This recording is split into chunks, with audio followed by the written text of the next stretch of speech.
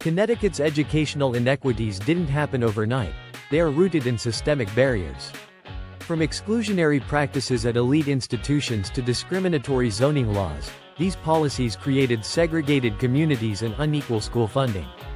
Understanding this history is critical because today's funding gaps are a direct result of these structural inequities. Court rulings recognized education as a right, but implementation fell short. Horton versus Meskill and Sheff versus O'Neill were landmark cases, yet funding models tied to property taxes and zoning laws continued to perpetuate segregation and underfunding. Legal acknowledgement without action leaves students behind. The foundation amount, the assumed cost of educating a student, has been frozen since 2013. Meanwhile, costs have skyrocketed. This failure to adjust for inflation has drained hundreds of millions from our schools. Fixing the formula means increasing the foundation by at least $2,000 per pupil and adding weights for students with greater needs. Connecticut has a $2 billion surplus. Increasing the foundation amount by $2,000 would cost less than 25% of that surplus, $380 million. This is not just affordable, it's morally necessary. We can also increase weights for poverty and EL students and legislate automatic adjustments tied to inflation so we never fall behind again. Waterbury spends $2,700 less per student than the state average.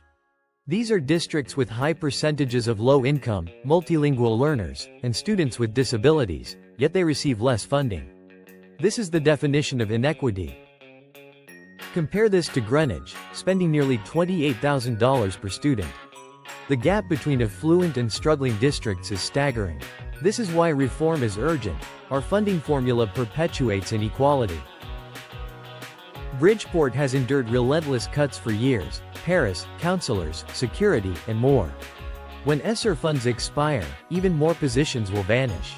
These cuts directly harm students and staff. Bridgeport lost $50 million when pandemic funding ended. Entire programs disappeared: arts, IT, librarians. Even basic services like transportation were slashed, forcing students to walk farther to school.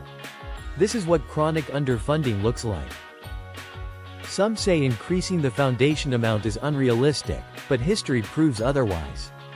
Governors Rell and Malloy both raised the foundation significantly. It's been done before, and it can be done again. If we implement these changes, Waterbury alone gains $34 million. Per student funding rises by $1,855. Statewide, the racial funding gap shrinks by $338 million. These numbers show the power of reform. Here's the current funding breakdown for Waterbury. Notice the heavy reliance on state and federal funds.